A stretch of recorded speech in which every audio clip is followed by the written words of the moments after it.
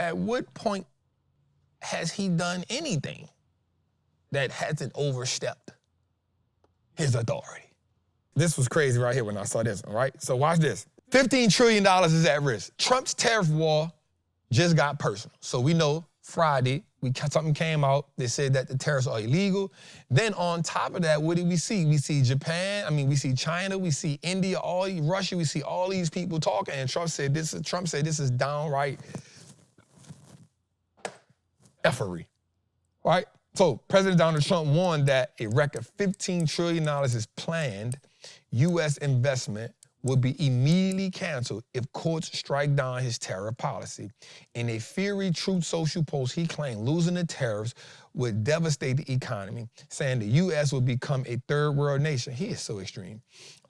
His comment followed a 7-4 ruling by the U.S. Court of Appeals for the Federal Circuit on Friday, which found Trump overstepped his authority by using the International Emergency Economic Powers of IEEPA to impose sweeping tariffs. The court emphasized that the law does not explicitly authorize presidential tariff power. Here's why it will have effect, because you didn't stop it earlier. You feel me? You knew it was wrong when he did it. Right, but of course you gotta go through the courts, you gotta go through certain things. Now he done already, watch this, he's already now collected, they say America has collected about what, 22 billion or something like that? 220 billion, something like that, in tariffs. You take it away now, you really that's a slippery slope right there. It's a slippery slope, and it is what it is, but I can tell you that it's gonna definitely push the markets down. It's gonna push the markets down 100%, because it brings us back to square one. Because then you don't know what he's gonna do next.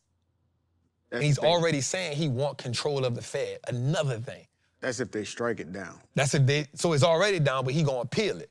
So they're gonna stay into account until October 14th, 17th, 19th, something like that. And so if they don't grant the appeal, that then puts you in another situation. Because then, the market has almost gotten understood, like, okay, this is what's up, we good, let's move a little further. He extended the China deal out 90 days, which I think is somewhere around, October, November, somewhere like that. So he did it last month, that was September, so you got October, November, probably December sometime. He's doing so much, you know what I'm saying? Like, the damage has punished, right? The market has tried to recover from this. If you go back and revert it, now you actually run the risk of putting us back in that same situation again. It's gonna be real interesting to see. It's gonna be real. I just be wondering, the team around him, like the loopholes or what have you, they be like, hey, you know what? Might be able to skate this. You know what I'm saying? Like, I'm just thinking about the IEEPA joint. Hey, he ain't know about that. Somebody had to tell him, it's like, oh, I can't? Bet, run it. You know? Well, you got to even look at it. It said he overstepped his authority by using that. So, somebody say, hey, you got this to go through. Now, there's a situation where they may, and he like, we gonna run that. Right, it's a gray area. We gonna run that play, and then I'm a strong arm. I'm a strong arm at rest. I'm Donald Trump. Why they playing on me? It's gonna be real interesting to see, man. Let's go a little further. Right here. Global pieces, the pieces to the global puzzle. The global stock market is valued at 127 trillion, with the United States accounting for nearly half at 62.2 trillion. China follows with 11.8 trillion, while the whole European Union is at 11.1 trillion. Look at the European Union, man. That's interesting. Watch this, though. Here's what I be wanting us to understand. Right? Ain't nothing like that American stock market, man. It's 100% the place you need to go to get that bread. It's the place so watch this. You get your money in America, and then you live cheaper somewhere else. But there's nothing like, so why I'm gonna say this, bro, and people, somebody told me something the other day on my page when I reposted Fred Hampton. He said, they said to me, you cannot love Fred Hampton if you telling people to use capitalism to get free because Fred Hampton said you fight capitalism with socialism. Fred Hampton 100% did say that, and 100% he is my all-time favorite black man, him and Malcolm X. But I also think that we live in a capitalist, and I'm about to trade thin ice right here. We live in a capitalist society, and I truly believe in my heart of hearts that Fred 100% was right. I truly believe also that a lot of things have changed and a lot of things have gotten worse since then. But I will say this, we live in a time in America where there's no greater place to put yourself and your family in a better position financially. And I always have said this, if you get your money right, you can actually fight a harder fight. If you get your money right, you can actually fight a better fight. Here's why I say this.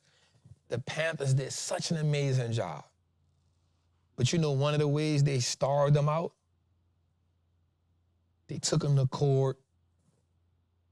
You know, they was all sleeping in one house. Not bad, because that's where unity come from. Right, but it was so much, it's easy to, so watch this. The organization can be funded by using the thing that you're trying to change.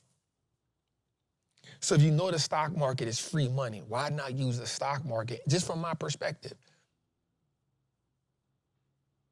why not use the stock market to actually help you build up your community? So what if we can use the stock market to do what?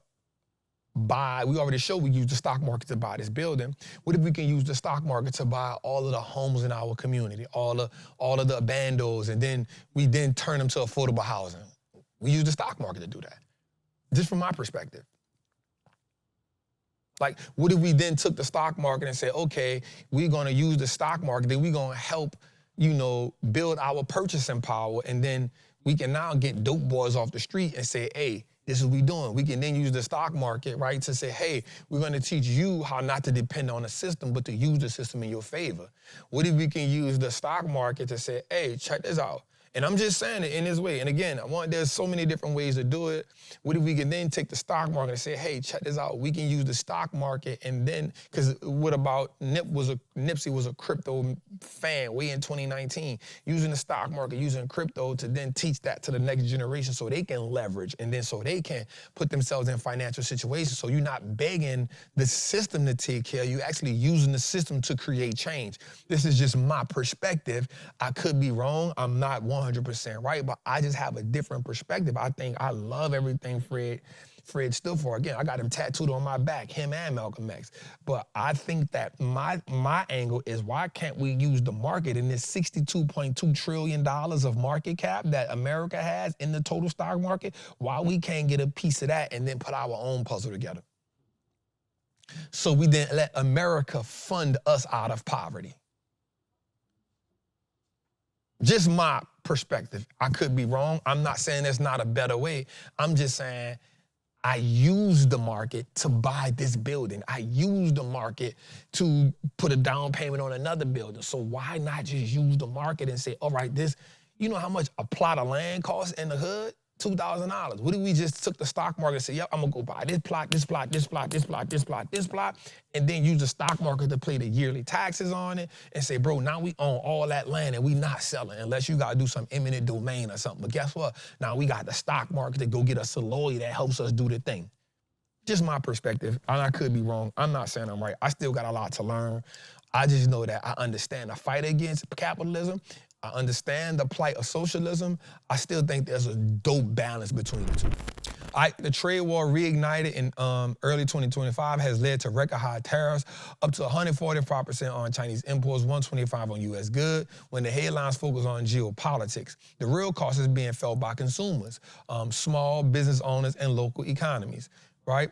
Supply chains are strained, prices are surging, and many entrepreneurs are scrambling to adapt to shut down. Let's go a little further. This is so good. This is a good chain right here that we're going through. Watch this. Tariffs are crushing small businesses. At the end of de minimis rule in August 29, 2025 means packages under $800 from abroad now face small retailers relying on low-cost import are seeing cost spikes up to 34%, forcing layoffs, price hikes, and closures. Emergency loan searches are surgency. Oh, this is good. According to Crucial Analytics, there's been a dramatic spike in small business owners searching for emergency loans and shutdown advice, a sign of growing panic in the sector. Remember, there's also 39, I think the number came out not long ago. I think there's something like the number of unemployed people is at the high as it was for COVID. The number of unemployed people is at the COVID high right now. Let's go a little further. And remember, last week we had a PPI data that came out week before last that said what? The prices of goods for producers are going up. Also, if you look at today, the ISM, which is the supply management, that price was interesting today. Right, legal battles over tariffs are heating up. The Federal Appeals Court ruled on September 1st, 2025 that many of Trump's tariffs were illegal without congressional approval, but they remain in effect pending Supreme Court review. The legal limbo adds uncertainty to import and exporters. Rise in direct China sourcing by small businesses since April 25. Watch this. There's a noticeable uptick in small businesses bypassing middlemen and sourcing directly from Chinese manufacturers to cut costs and regain control. Employer of goods, services, and direct negotiation are helping some people stay afloat. I'm telling you, when I went to China, I saw it. China was smart. They said, guess what? We're going to flood TikTok. And we're going to let the people know they can come here and get it. Because guess what? Desperate times call for desperate measures. Let me say something right quick before we go. I'm going to say something too. And this don't got nothing to do with this, bro. I was off Instagram for like 2 days, right?